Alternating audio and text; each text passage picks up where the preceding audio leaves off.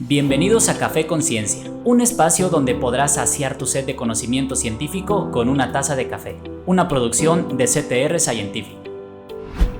Hay sustancias que no podemos ver y sin embargo están presentes en nuestra vida cotidiana, en el agua que tomamos, en los alimentos que ingerimos, desde restos de medicamentos, pesticidas, incluso podríamos llegar a rozar con drogas ilícitas. El día de hoy nos acompaña la doctora Nancy. Doctora, ¿qué tal? ¿Cómo se encuentra? Muy bien, muchas gracias por invitarme. Qué gusto que esté con nosotros. Doctora, platíquenos un poquito de su backstory, a qué se dedica, dónde estudió, para nuestros escuchas, si es tan amable. Bueno, pues yo soy de la ciudad de León, Guanajuato. Ajá. Y ahí pues hice la carrera de químico y posteriormente hice el doctorado en química con especialidad en química analítica. Después de eso hice algunos postdoctorados, uno fue en física y otro en, física relacionada con alimentos. Tuve la oportunidad de estar en un centro de investigación en alimentos en Noruega, donde pues se analiza todo, ¿no? Y de ahí empezó la parte como atractiva hacia mí de las cosas que comemos, que creemos que son sanas, pero pues que ya vienen, ¿no? Con una dosis de contaminación. Y bueno, después de esos postdoctorados, finalmente pues me establecí como profesor investigador en el Tecnológico de Monterrey, donde actualmente pues doy clases en el Departamento de Física y Química, y en la parte de investigación tengo un grupo que se dedica precisamente a pues el análisis de la contaminación en agua y no solo estudiar qué hay en ella, sino también cómo combatir esta contaminación. Ok. ¿Eso es un tema que ha estado presente desde hace mucho tiempo, doctora, o es algo que ha tomado relevancia en los últimos años? Bueno, podría decirse que para la gente que no está relacionada con la parte de la ciencia y la investigación de manera directa, puede ser algo novedoso, pero realmente este tema que vamos a tratar hoy, que es en específico los contaminantes emergentes, tienen ya pues varias décadas en la parte de investigación, ¿no? Desde que se empezó a dar la gente cuenta, ¿no? De qué era lo que llevaba, ¿no? Todos los alimentos o bebidas que nosotros estábamos ingiriendo a lo largo de nuestra vida. Cuando se dio cuenta, ¿no? Toda la parte científica, pues empezó el boom, ¿no? de investigación específica en este tema. Y eso estamos hablando de que ha sido como desde hace unos 30, 40 años que surgieron los primeros datos. Pero pues realmente tomó un auge muy grande pues ya en los 90s, 2000, y finalmente en estas últimas, pues en esta última década ya es cuando ha sido ya muy sonado pues en la vida cotidiana, ¿no? No tal como el término de contaminantes emergentes, pero sí hemos escuchado algo acerca de ello. Ajá, ok. Al mencionar contaminantes emergentes, doctora, me imagino que es un grupo amplio de estas sustancias que podemos encontrar. ¿Cómo podríamos definir contaminantes emergentes? Pues esa es muy buena pregunta. Precisamente yo creo que la palabra emergente tiene mucho que ver porque estos contaminantes surgieron de repente, ¿no? De manera repentina, en el sentido de que no se preveían cuando se crearon que iban a ser un problema de contaminación, sino que todo lo contrario, ¿no? Todas estas sustancias se crearon para mejorar la calidad y extender el tiempo de vida de las personas. Estoy, por ejemplo, refiriéndome a un caso en particular, los fármacos. ¿No? Cuando hablamos del cáncer o hablamos de diabetes o alguna enfermedad crónica, ¿no? Como cardíaca, etcétera, siempre pensamos, bueno, los medicamentos han sido pues un salvavidas enorme, ¿no? Para todo este tipo de enfermedades, y resulta que pues cuando estas enfermedades son crónicas, masivas, se hace mucho uso, ¿verdad?, de fármacos, Sí, que es finalmente, si entendemos cómo funciona básicamente un fármaco, cuando entra al cuerpo hay cierta dosis que nos recomiendan, ¿verdad? Ujú. Y eso es, para cada organismo va a ser diferente y cierta dosis o cierta parte de esa dosis va a estar conteniendo la enfermedad o tratando la enfermedad, pero va a haber una parte que se va a excretar del Ujú. cuerpo sin haber sufrido un cambio significativo, ¿no? Y obviamente pues se excreta a través de la orina, ¿no? Ujú. Entonces imagínate todos estos millones de pacientes que están enfermos tomando medicamento todo el tiempo y excretando a través de la orina una cantidad enorme de medicamento. Todo Ujú. esto pues va a ir por el drenaje, va a Ujú. llegar finalmente a la planta de tratamiento y las plantas de tratamiento no están especializadas, ¿verdad?, para eliminar Sí, para contaminante eso. por contaminante. No sería costeable Sí. ni en tiempo ni dinero, ¿no? Ajá. Entonces, lo que hacen es tener, como nosotros en México y en muchos países, normas generales para reducir la contaminación del agua tratada en un porcentaje que está calculado que cuando se libera el ambiente, la naturaleza, el suelo y por donde pasa el agua, pues va a encargarse de esa última parte de tratamiento para purificarla.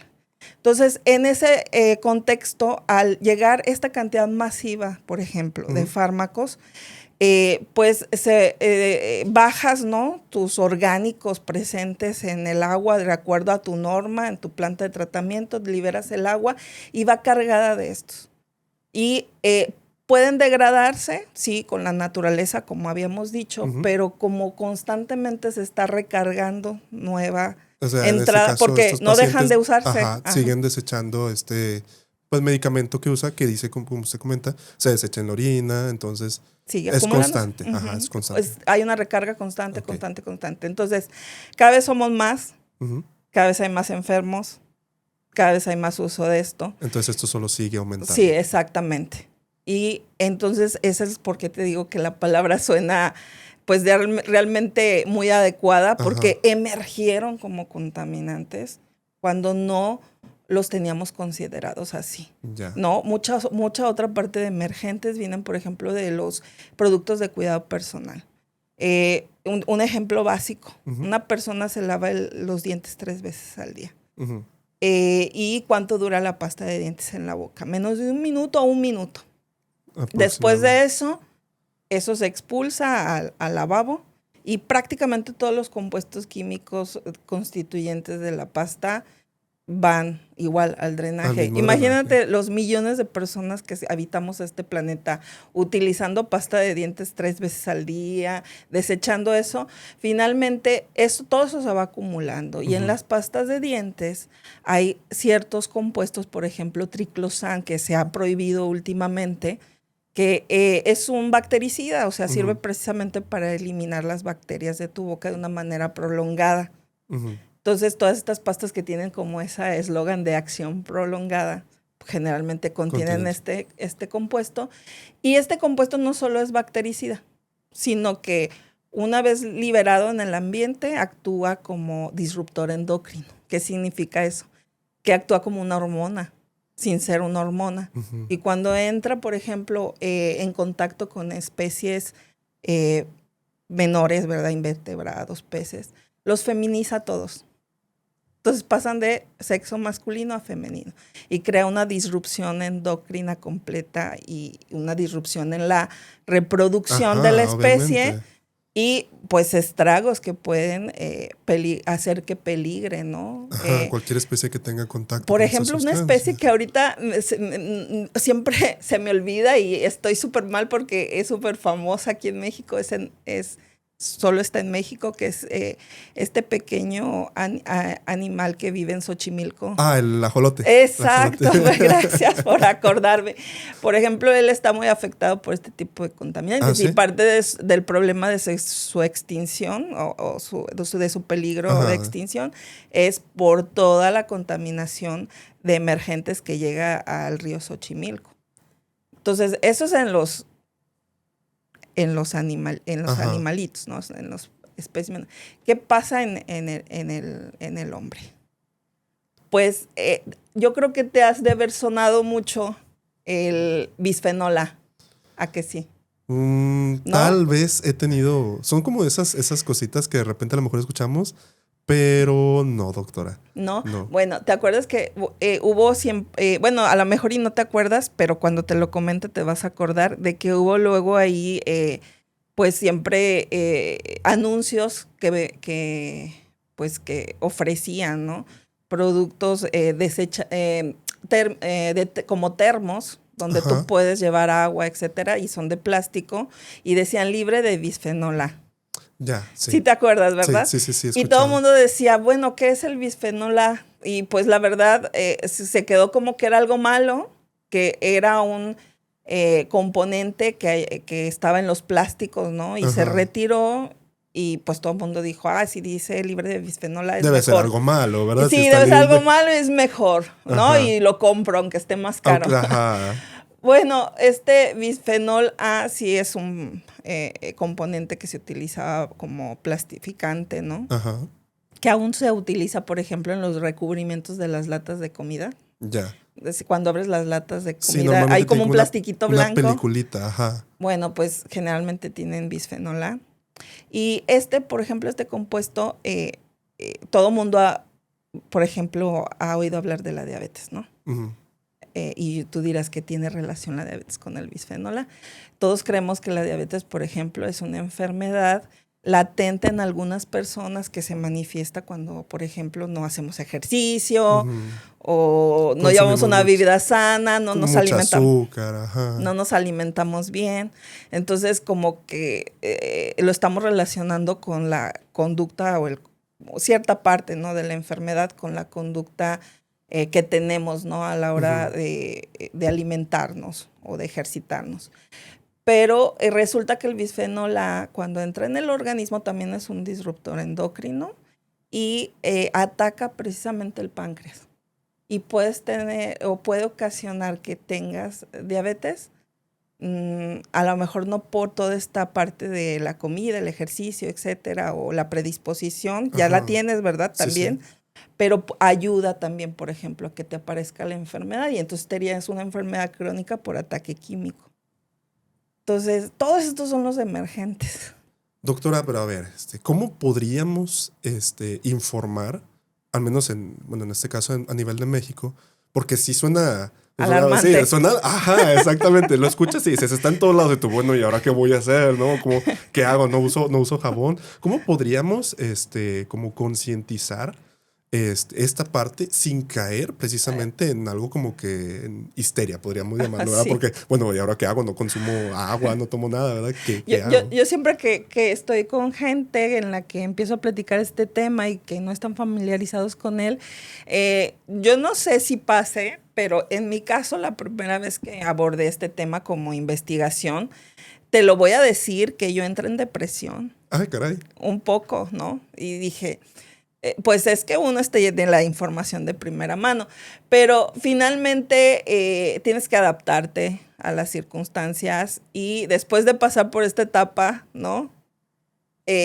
Tienes que buscar, como tú dices, qué hacer, ¿no?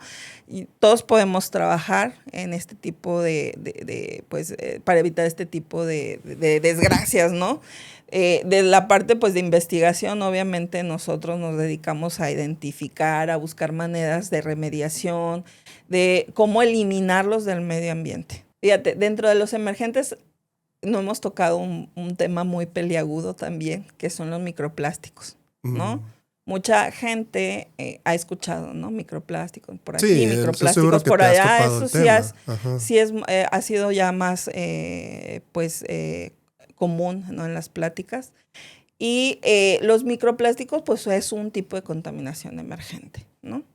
Igual cuando se creó o cuando se descubrió, ¿no? La manera de hacer plástico hace ya muchas décadas, fue de tremenda ayuda, ¿no? Tienen que ver con cosas importantes como para mantener la salud, los alimentos, etcétera. Pero se extendieron a cosas más superfluas, ¿no? Un ejemplo que me viene a la mente es estos recipientes de plástico blanco térmico. Como los desechables de Unicel. Exactamente, que son conocidos, Sí, o sea, cualquier cosa. muy famosos como Unicel, ¿no? Ajá. Por ejemplo, estos recipientes son de los peores plásticos que hay, ¿sí? porque no se pueden reciclar. Uh. Entonces, y no hay forma de que se degraden o se biodegraden o se degraden de cualquier manera de forma natural en el ambiente. Lo único que pasa es que como son muy frágiles, pues se van fracturando hasta llegar a micro y nanoplásticos, pero nunca desaparecen, ahí están. Y para que lleguen a micro y nano y permanezcan, pueden pasar 500 años. Entonces, yo les digo a las personas, ¿no? Tú como consumidor, piensa, ¿va a durar ese recipiente en tus manos 5 minutos, 10 minutos cuando consumes algo, ¿no? Afuera, ¿no? En un localito, ¿no? De esos, de garnachitas. Un champurrado, un atolito, ¿verdad? 5 minutos lo vas a usar, pero en el mundo va a durar 500 años. Incluso cuando no lo veamos, como nos comenta, micro y nano, ¿verdad? Exactamente. Por ejemplo, para que lo entienda la gente, micro es un tamaño, si pudiéramos decir, bueno, hay un rango grande, ¿no? Que es considerado para el tamaño de los microplásticos, pero si nosotros, por ejemplo, dijéramos, bueno, el tamaño promedio de un microplástico, ¿cuál sería? Pues, no sé, podríamos, anda alrededor de unas 300, 500 micras. Eso sería similar a un grano de sal, de esa sal fina que usamos en la mesa.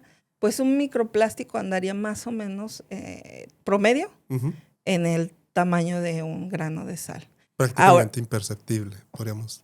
Si está solito el grano y es de la sal más fina, pues es difícil, pero todavía se alcanza a ver. Ok.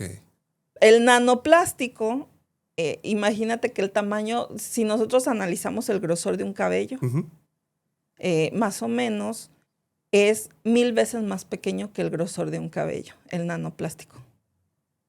Eso no se puede ver. No, definitivamente. No, pero está y existe. Y entra al cuerpo y hace un y está despapalle. presente en el medio ambiente. Sí. Vamos a estar inundados de estos compuestos de manera alarmante.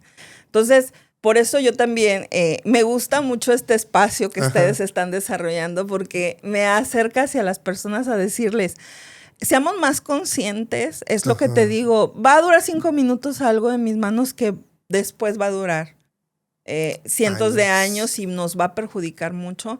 Hay que aprender a seleccionar, por ejemplo, los maquillajes. Es que aquí hay que diferenciar, y como consumidor es importante que sepamos esto. Una cosa son los microplásticos secundarios, es decir, aquellos que se forman a través de la fragmentación de los plásticos grandes, ¿no? Yeah. Otra cosa son los microplásticos primarios, son aquellos que desgraciadamente la industria los crea con ese tamaño ya de por sí. ¿Por qué? Porque los adhieren como exfoliantes en champús, etcétera, para el cuerpo. Maquillajes como esos que son a prueba de agua para que te dure más. Entonces, todo este tipo, la regulación, por eso te digo, del gobierno es muy importante porque, por ejemplo, en Europa se está prohibiendo o ya se prohibió totalmente la fabricación de microplásticos primarios. Ya. Y su incorporación en productos de cuidado personal. Recordemos, los primarios son los que se fabrican específicamente con ese tamaño, chiquitito, ya. Listos para entrar en acción. Y los secundarios, microplásticos secundarios, son aquellos que van formándose, por ejemplo, una botella gigante. Se empieza a fragmentar en pedazos y a fragmentar y a lo mejor en cierto periodo pues ya termina siendo microplástico. Pero tarda un tiempo en pasar eso, ¿no? Mientras que el microplástico primario ya está así chiquito de ese tamaño y listo para introducirse en toda la cadena de productos que utilizan pues o que utilizamos todos, ¿no? Ujú. Para vernos más bellos, para exfoliarnos. Para o para, lavarnos los dientes, las manos, básicamente. exacto, eso es muy importante en las pastas de dientes como material, ¿no? Como Sí. abrasivo también. Entonces, como consumidores es lo que insisto. Hay que ponernos ahí atentos, Ujú. ver los productos que contienen, si dice polietileno, polipropileno o estirenos, ya sabemos que si tiene eso que estoy mencionando ahora es que trae microplástico. Ujú. No compren eso. Ya. ¿En México, doctora, existe alguna regulación o todavía no tenemos en ese Nada. campo nada? Bueno, nada más te voy a decir que aquí en el estado de Nuevo León, específicamente la zona metropolitana de Monterrey, ni siquiera hay un estudio que nos diga cuánto microplástico se está liberando de las plantas de tratamiento. Nosotros estamos empezando a hacer los primeros estudios y ya tenemos datos, pero hay que revisarlos con cuidado. Solo lo que quiero decirte es que no solo no hay regulaciones, si ni siquiera sabemos. Ni siquiera sabemos cuánto liberamos, cómo puede haber regulaciones. Entonces estamos Ese es el atrasados. paso primario. ¿Saber cuánto liberamos? Sí. Estamos atrasadísimos. Sí. Hay que trabajar más. Solo eso nos queda, ¿no? El campo de la investigación, doctora, en el cual usted es experta, ¿cómo se avanza en ese campo? ¿En evitar completamente o buscar cómo eliminarlos? Mira, evitar completamente, yo creo que es un reto todavía inalcanzable. Ujú. Hay diferentes enfoques. Por ejemplo, siempre he pensado, o llevo mucho tiempo ya pensando, de acuerdo a cómo están diseñadas las plantas de tratamiento, depende mucho. Una planta de tratamiento es única y específica, ¿no? Porque depende de muchas características importantes. Por ejemplo, aquí en México, la mayoría de las plantas de tratamiento reciben todo. Reciben el agua que viene fluvial, ¿no? Que cuando llueve y que arrastra todo. Recibe el agua de la industria, recibe el agua doméstica, todo lo recibe.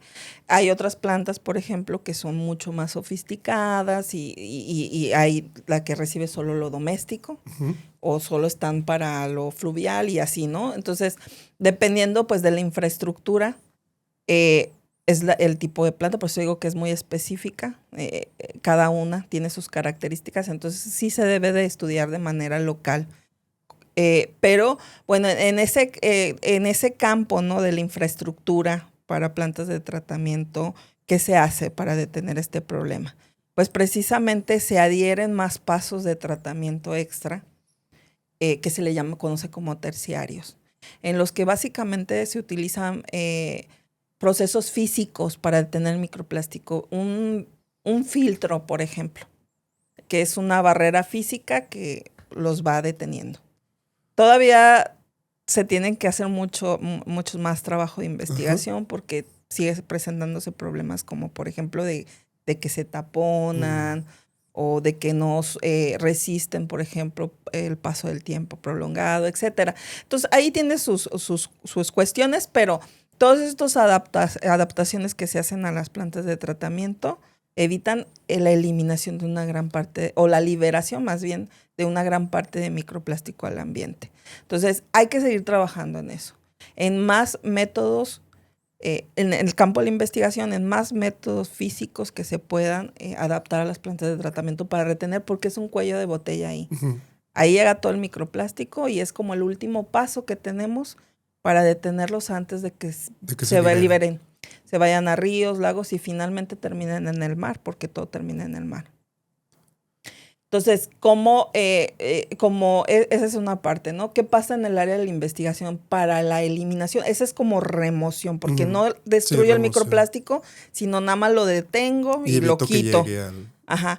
Entonces, en otra parte de eliminación ya en sí del microplástico, que es donde yo pues tengo un poco más de experiencia, es en el desarrollo, por ejemplo, de fotocatalizadores que puedan degradar químicamente el microplástico hasta llevarlo al grado de que solo te quede agua y CO2. Entonces sí se puede. También se está trabajando mucho a nivel internacional, es una corriente muy actual que se utilizan microorganismos o compuestos de los microorganismos que nos puedan ayudar también a degradar el microplástico. Es muy duro de degradar, pero algunos sí se dejan, ¿no? Por algunos microorganismos. Yo, por ejemplo, tengo una enzima que he sacado de un hongo que creció aquí que es de aquí, ¿no? De zonas de Monterrey. Ajá. Ah, ok. Entonces, se extrae esta enzima porque el honguito, pues, se alimenta, por ejemplo, de madera. Uh-huh. Entonces, excreta la enzima para degradar la madera y poder alimentarse, ¿no? Entonces, nosotros si usamos, se le llama, pues, el campo de la biotecnología. Usamos ese hongo, lo hacemos crecer, lo alimentamos y de manera que secrete mucha enzima porque le estamos dando de comer. Uh-huh. Y luego de repente paramos el proceso y extraemos toda la enzima que produjo, la purificamos, etcétera. Después, si se aplica a ciertos plásticos o contaminantes emergentes como disruptores endocrinos, tengo muchas publicaciones que han demostrado la eliminación de estos compuestos en agua por completo. Entonces, esa es otra parte de quehacer científico, o sea, seguir investigando en materiales o biomateriales para su eliminación.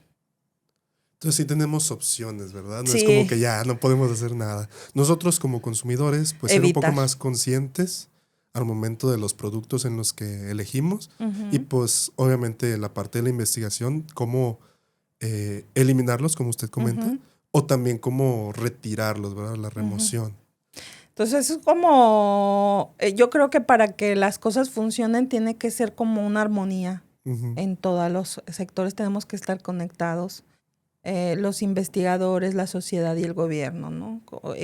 Juntos, tomando el tema en serio, preocupándonos. Entonces, el gobierno regulando, los consumidores siendo más, o la sociedad siendo un consumidor más consciente. Uh-huh. Como yo digo, tiene uno que ser perfecto, solo tiene que ser consciente de qué está haciendo, qué está llevando a su hogar y cómo está desechando eso, ¿no? Y la investigación, pues claro, seguimos trabajando para desarrollar métodos de remoción o eliminación, ¿no? De cada uno desde su trinchera. ¿Cuáles podrían ser algunos de los contaminantes emergentes como más famosos, por así decirlo, que podríamos evitar en estas sustancias, como nos comentaba, de la pasta, el jabón? Ok, bueno, esa es una muy buena pregunta. Yo creo que si me pides que dé un grupo selecto, por así decirlo, yo me iría primeramente por aquellos que empiezan a ser regulados en otros países. Y estoy hablando específicamente de triclosan, ¿no? Que es este bactericida que puede estar en pastas, en detergentes para sanitizar manos. Todos los plásticos, como se empezó a decir, ¿no? Que estén libres de bisfenol A. Y, por ejemplo, ¿no? Pues evitar también, por ejemplo, lo más que se puede el consumo de productos enlatados, ¿no? Como dijimos, pues este componente anda por ahí en los plastiquitos que cubren la comida y la protegen de la oxidación de la lata. ¿Qué más podríamos decir? Por ejemplo, dentro del mundo de los fármacos es evidente que no podemos decirles a las personas que tienen enfermedades crónicas como cáncer, diabetes o alguna enfermedad cardíaca que dejen de consumir los medicamentos, los tienen que consumir. Pero hay otro tipo de medicamentos que sí podríamos nosotros evitar usar. Por ejemplo, comentábamos, ¿no? Que a veces digo, bueno, no me está doliendo nada, pero por si me duele durante el día, me tomo el paracetamol. O sea, evitarlo completamente. Incluso si es una ligera molestia, evitar lo más que se pueda el uso de estos fármacos de venta libre, que son de los mayores que inundan, ¿no? En cuerpos en cuerpos hídricos, ¿no? Uh-huh. ¿Qué sería? Naproxeno, diclofenaco, ibuprofeno, paracetamol. todos estos evitarlos lo más que se pueda y solo usarlos cuando de verdad sea necesario, porque nos lo ha recetado el médico, ¿no? ¿Qué más sería importante? Por ejemplo, bueno, no sé si sabían, pero uno de los microplásticos más abundantes son las microfibras de la ropa, porque actualmente toda la ropa es sintética, está hecha con pues materiales plásticos. Entonces, en este caso, igual pudiéramos evitar no comprar tanta ropa sintética, pero si ya la tenemos, evitar ciclos de lavado muy fuertes, ¿no? Que hagan que precisamente se desprenda más esta cantidad de fibras. Y si nosotros podemos poner filtros en nuestras lavadoras, sería también genial, porque ahí detendríamos, ¿verdad? Esta contaminación. Lo crean o no también en ciudades que están pues muy pobladas, exactamente, que hay tráfico continuo, es lo habitual, por ejemplo, aquí en Monterrey. Por ejemplo, ese frenado de llantas, cuando nosotros frenamos así de forma muy brusca, etcétera, se desprenden muchas partículas de la llanta que son plásticos, que son muy abundantes en el medio ambiente. Entonces, hasta la manera en cómo conducimos un auto puede ayudarnos a eliminar este tipo de cosas. No sé, por ejemplo, en los detergentes, buscar que no tenga nonilfenol como una parte importante de la formulación de los detergentes. Y bueno, y ya como última recomendación, ya cuando nosotros estemos comprando, por ejemplo, todos estos productos de cuidado personal para exfoliación, maquillajes, etcétera, fijarnos, ¿no?, en los ingredientes que contienen estos productos y ver que no tengan polietileno, polipropileno o acrilatos, que son los tipos de microplásticos que se utilizan en estos productos usualmente. Es más común encontrarlos. Okay. Pues bueno, básicamente esa sería una pequeña lista que podríamos nosotros como consumidor, a lo mejor podríamos decirlo, revisar para poner nuestro pequeño granito de arena, como usted comentaba, ¿verdad? Y así cerramos otro episodio de Café con Ciencia, donde como siempre llevamos la ciencia del microscopio al micrófono. Gracias por acompañarnos y gracias a la doctora Nancy Ornelas por acompañarnos. Doctora, muchísimas gracias. A ustedes por invitarme. Me encantó esta charla. Gracias. Muchísimas gracias. Recuerda que puedes escucharnos en tu plataforma favorita y seguirnos en nuestras redes sociales para no perderte ningún episodio y de los últimos avances en el campo de la ciencia. Yo soy Daniel García y nos vemos la próxima con más ciencia, más historias y, por supuesto, más café. Gracias por llegar hasta aquí en esta emocionante odisea científica. Desde el microscopio hasta el micrófono, una producción de CTR Scientific. Nos vemos en nuestro próximo episodio de tu podcast Café con Ciencia. No olvides compartir y suscribirte a este podcast en tu plataforma favorita y YouTube.